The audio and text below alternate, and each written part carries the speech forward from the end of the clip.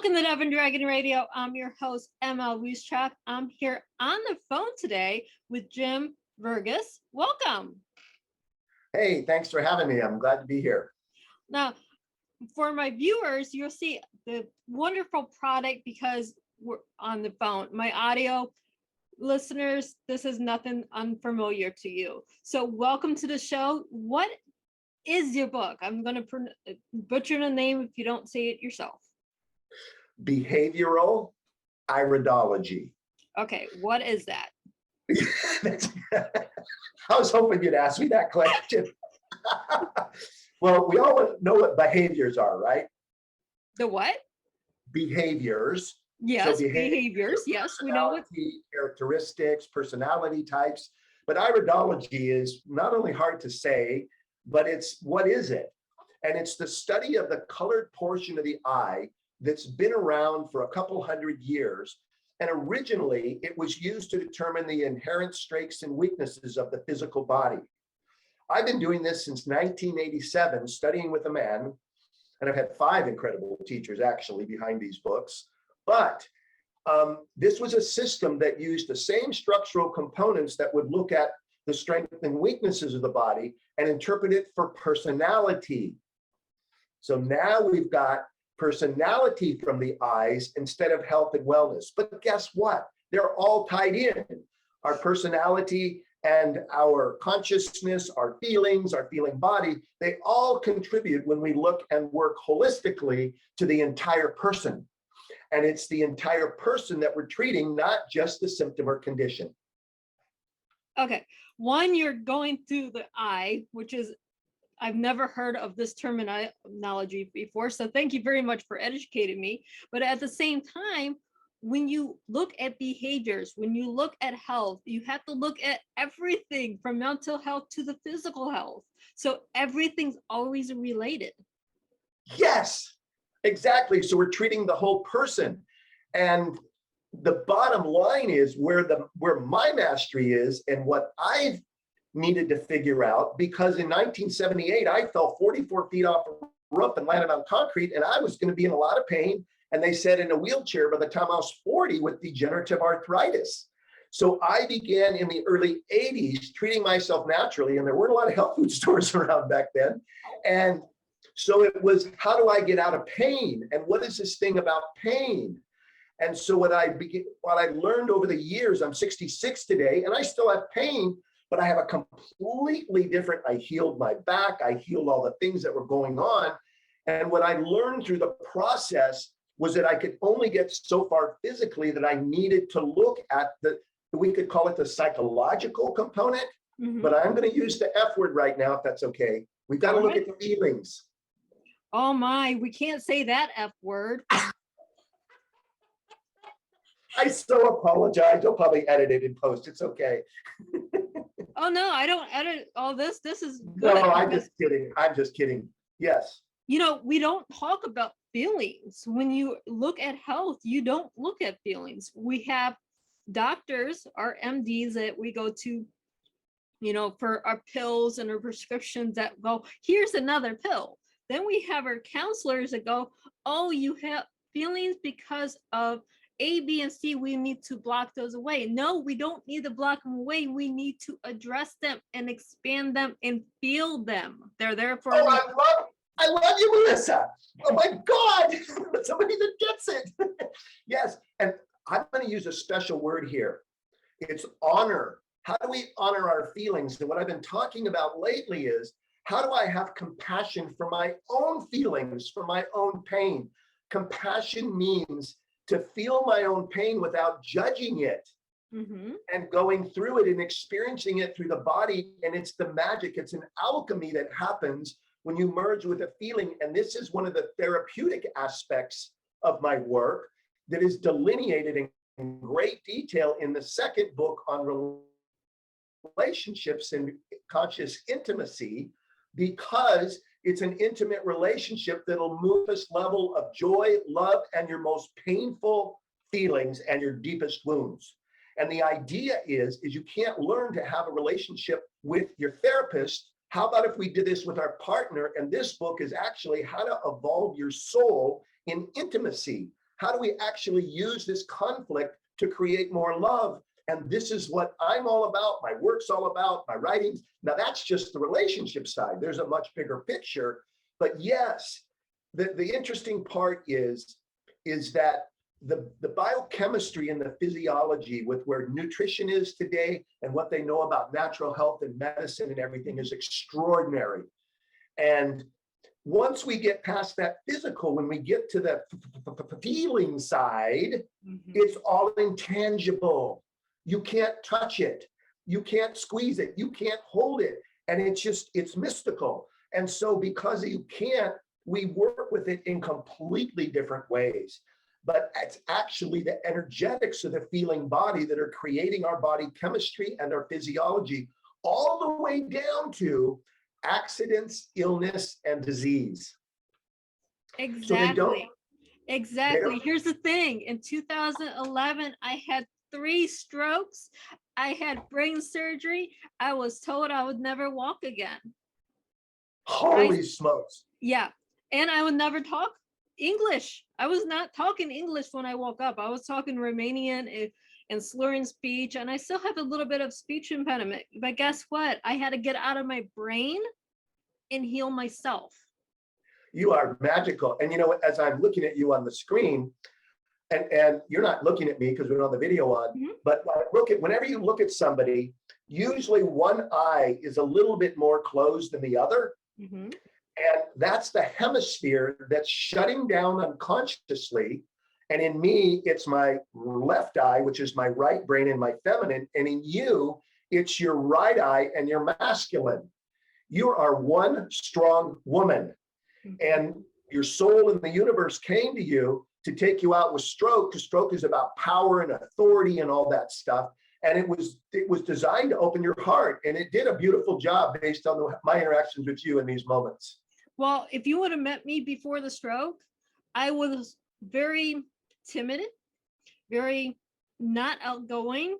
I went to work, had a 9 to 5, and that's all I did. I was unhealthy, mentally and physically. I looked unhealthy. If you look at me today, because I started loving myself first. Yeah. When I started loving myself, my body started healing.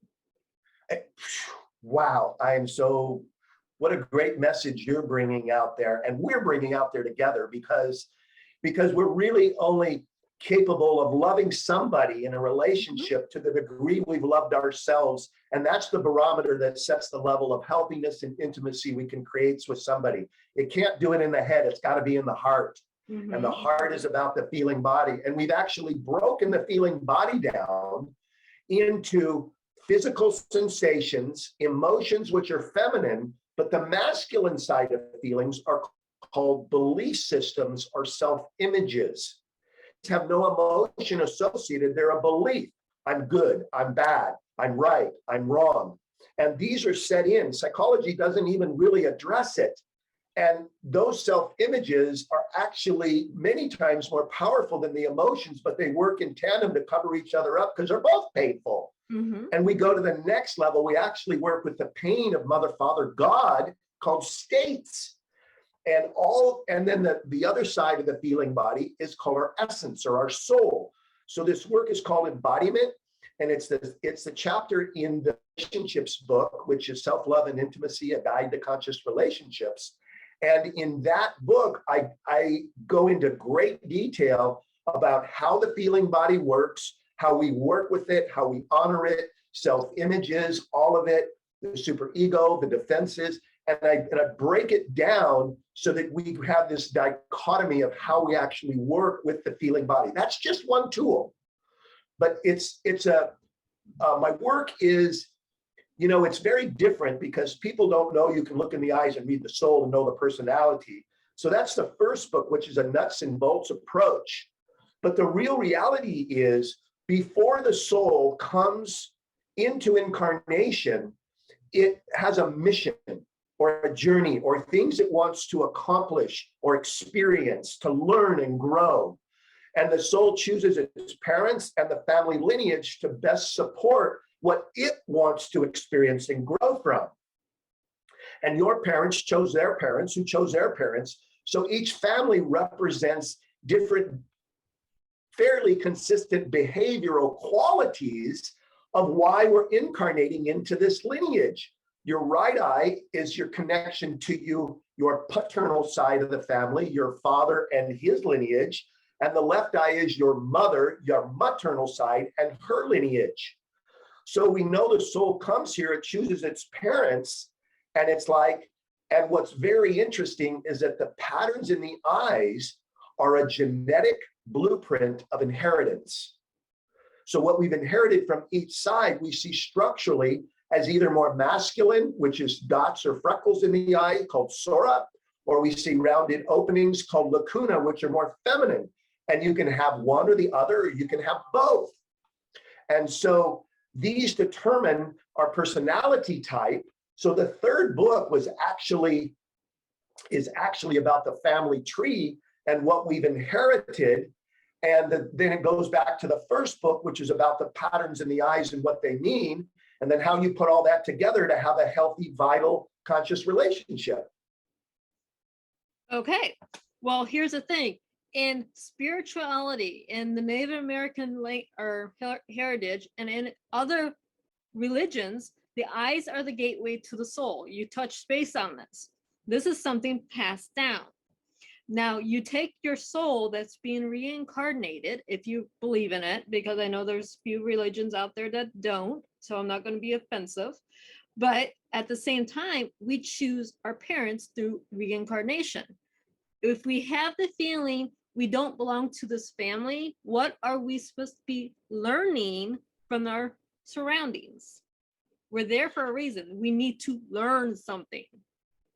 Right. And the reason we don't want to think we're from the family is because we're just like them and we're judging them and hating them and don't want to admit that it's our lesson too. And let me show you where this shows up the most. There is, because through the family lineage, one of the ways we access the person, the personality, and what their mission is about is their specific gender sequence in their birth order. I use 6 levels of evolution.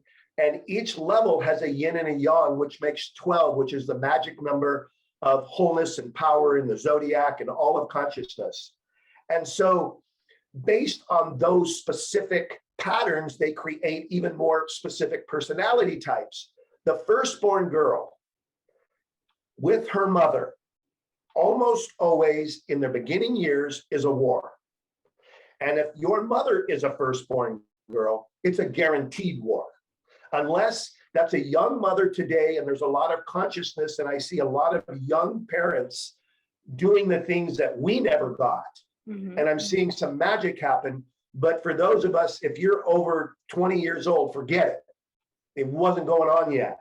And so that firstborn girl and a mother clash heads, and the little girl is competing for the love of the father, which usually wins. The mother gets jealous because the little girl's getting what the father is giving to the daughter because she wants it, and they have a war.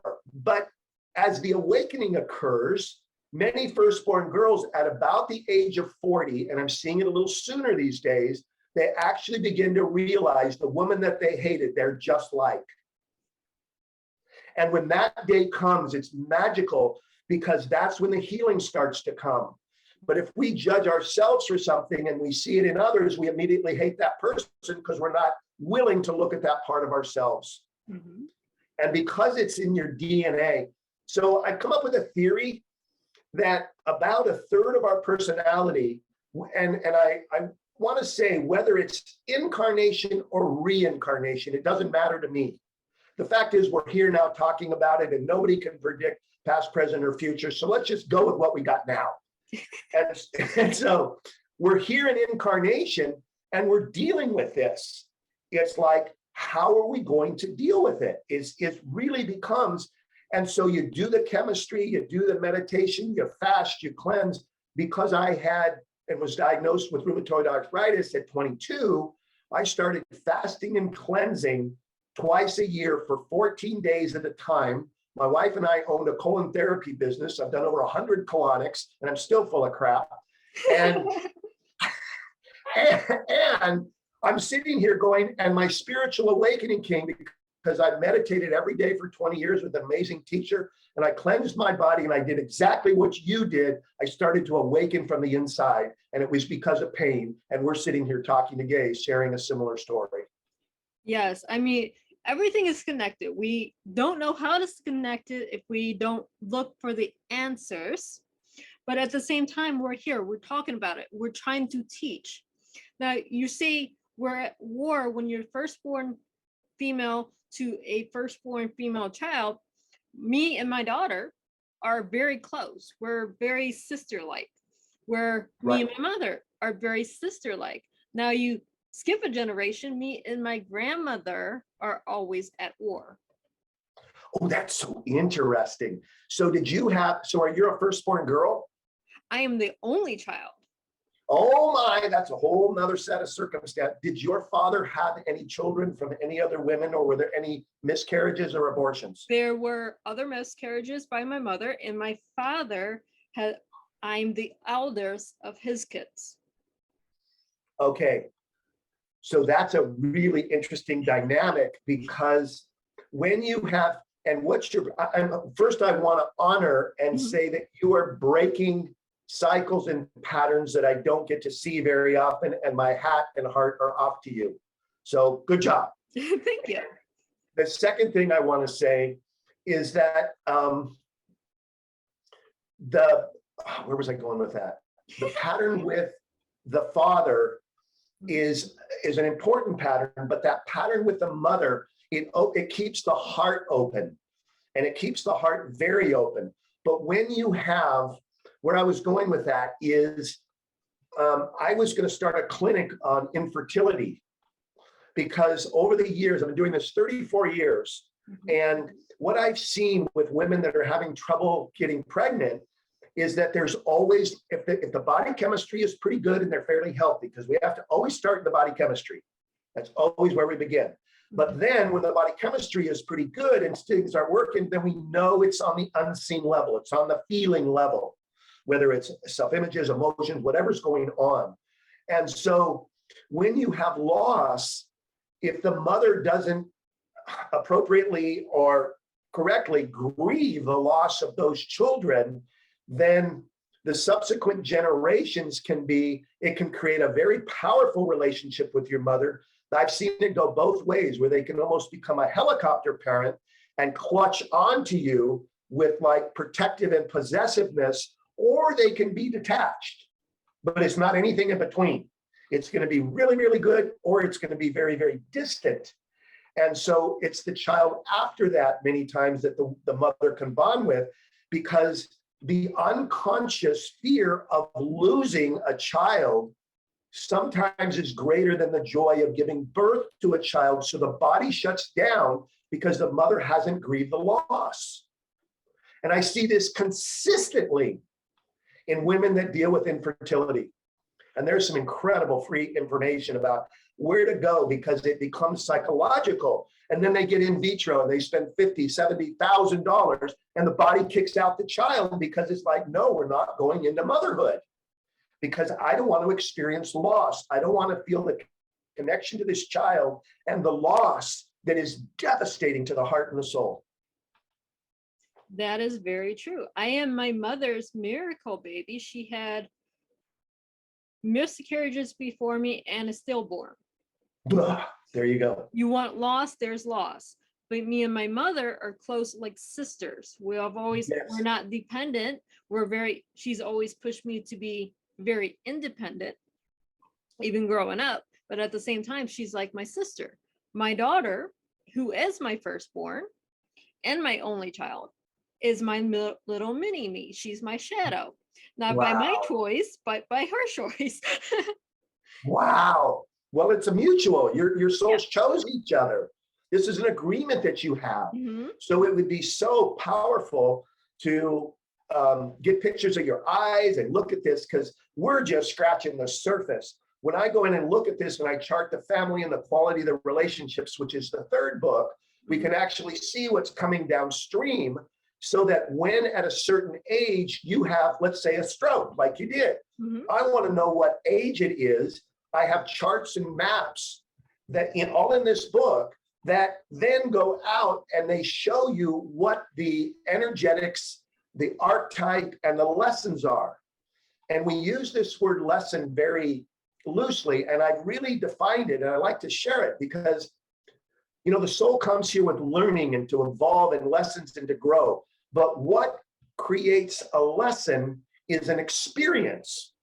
So we attract experiences to us that are based in magnetics, they're based in karma, they're based in a few things.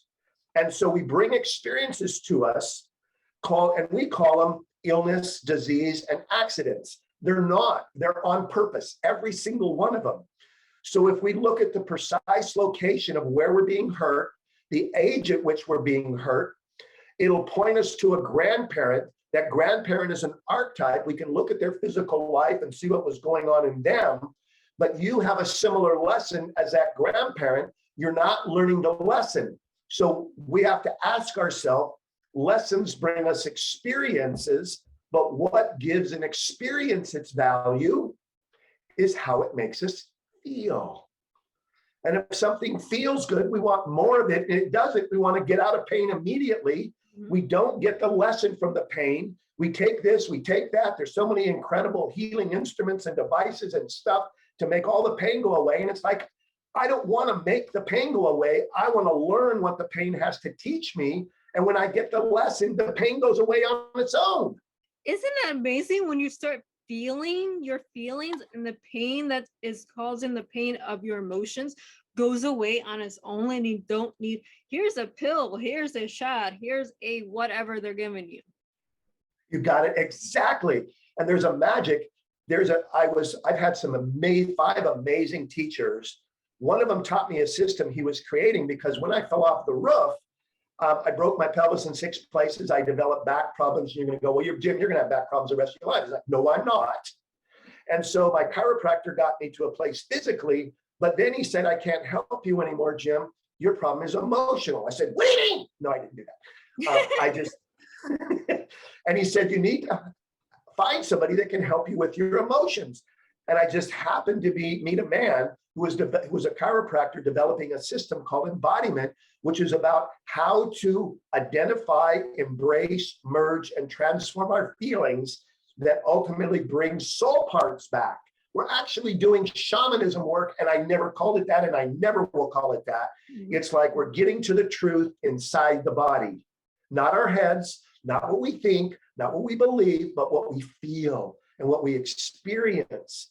And so after about a year and a half of doing this work with him, the embodiment, and my diet being clean, I was absolutely pain-free in my right hip, which was extremely painful, and went on for over 35 years until I stopped doing my practices.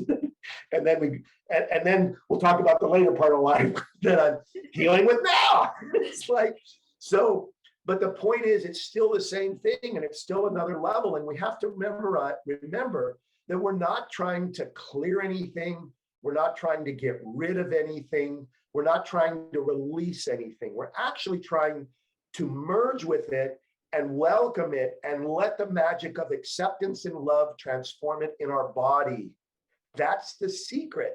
And when we can do that, and it's not easy to do on your own, and in fact, Eckhart Tolle talks about it in The Power of Now. He calls it the pain body, and you need to sit with somebody. So when I'm doing embodiment with someone and they're doing sadness, I'm involved in my sadness, and I'm setting the field of sadness to create the alchemy and the transformation of it in that moment. That's wonderful. I mean, okay, I've had my counselors and my mentors and stuff through the years that didn't work, because why? They want you to bottle everything up and ignore it. The best counselor I ever had was a mentor I met doing this radio show. If you believe that or not. The best counselor I met through a radio show who does, you have to heal yourself. You have to want to be yourself. It's okay to have emotions. It's okay to feel. And there's one, yes, beautiful. I love it. And there's one feeling I'm going to tell you that when you get to the feeling of terror, it's nothing but terrorizing. Otherwise, you're not doing terror. Mhm. And so at these different levels, it's exactly right. And it's that kind of wisdom. What's really interesting, if we go to the next level of this, is that the lessons that are based on the feelings that we have set up resonant fields of energy, and they send it out. And if you're either with somebody or looking for somebody, you're going to attract somebody in your life that has your opposite iris pattern. And there's only two types, one more thinking and masculine, one more emotional and expressive. And they're going to attract like a moth to light. Mhm. And that's what's opposite that creates the attraction. But what happens is that we strike each other's pain. And the reality, which is the first chapter in the relationships book, is that what creates attraction on the unseen levels beyond the physical is when we have the same lesson in a different way than our partner. So the love together is designed to heal this pain. That's the beauty of it. And when we can each own it and not blame the other for it, this is about healing together with your partner, because you can't learn to have a relationship with your therapist. No, you can't. If you look at how many failed relationships there are, friendships, love relationships, relationships with therapists, relationships as parents, we're healing, but we're not listening. We're not really healing because we're not going through the lesson of the pain. You have to go through the pain to find the solution. Well, and actually, yes. And with the way that I work with it, it's almost like when you go through the pain, the solution presents itself. Mm-hmm. And there really isn't a solution. It integrates, because that's our darkness turning to light.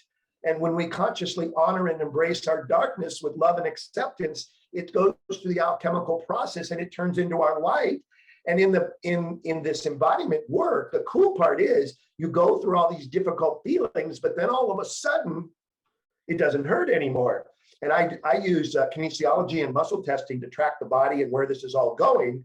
And so all of a sudden, the energy in the room changes, and I go, and everybody experiences the same thing. It's really bizarre. They have a kind of a tingling in their hands or a tingling in their feet.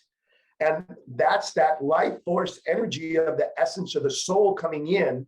They're having an aspect of their soul integrate back into their body. We never tried to do a soul integration. We were only trying to get to the truth in the body. So that's really my big thing, is I don't want to know the truth in my head. There ain't much to understand. I want to get to the wisdom of my body. My body knows more than my mind or heart ever could. We tell ourselves, our brains, that our mind controls everything. Well, it's not. We have an existence outside of ourselves or inside of ourselves in our DNA that tells us everything we need to know. Exactly. One of my teachers said it best.